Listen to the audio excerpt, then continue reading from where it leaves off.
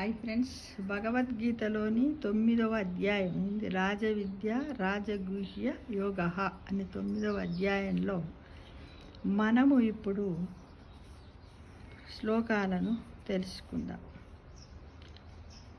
ఎన్నో శ్లోకం? 19వ శ్లోకం. తపామ్యాహమహం వర్షం నిగృహణముత్సస్సజామి చ అమృతం చైవ మృత్యుం చ సదా సత్యాహమర్జున.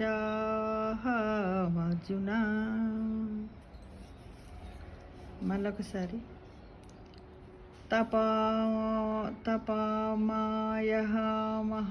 వర్షం నిగృహాణముత్సజామి చ అమృతం చైవ మృత్యుం చ సదా సత్యమర్జున. అంటే, ఓ అర్జున, నేను సూర్యుని అందుండి కొన్ని కిరణములచే ఎండను కలుగజేయుచున్నా. నేను కొన్ని కిరణములచే సూర్యుని అందుండి వర్షమును కురిపింపజేయుచుంటాను. అమృతమును అంటే జీవనాధారమును, అంటే మరణకారణమును సత్ పదార్థములు రెండు నేనే ఎగుచున్నాను అని అర్జునుడు శ్రీకృష్ణ భగవానునికి వివరించాడు. ఇంకొకటి 21. తే తం భుక్త్యా స్వర్గలోకం విశాలం క్షీణే పుణ్యే మార్త్యలోకం వినశ్యతి. ఏవం త్రయీ ధర్మమను ప్రపన్నా గతాగతం కామకామలబంధే. ఒకసారి.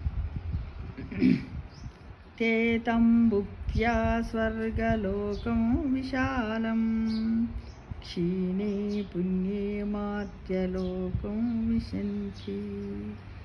ఏవం త్రయీ ధర్మమను ప్రపన్నా గతాగతం కామకామలబంధే. అంటే, స్వర్గమును కోరువారు విస్తారమైన స్వర్గలోకమును అనుభవించి పుణ్యము క్షీణించిన తర్వాత భూలోకమున జన్మించుచున్నారు. ఈ ప్రకారముగా కామ్య ఫలప్రదములకు వేదోక్త కర్మములు నన్ను అనుష్ఠించినట్టి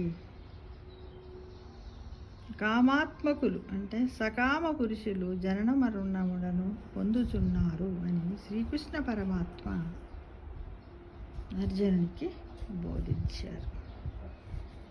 మిత్రమా, ఇలా కనీసం రోజు 2 భగవద్గీత శ్లోకాలనైనా చదివి పెట్టినట్టయితే చదవలేని వారు కనీసం వినైనా వింటారన్న ఉద్దేశంతో మీ ముందుంచుతున్నాను మిత్రం. సర్వం శ్రీకృష్ణార్పణమస్తు.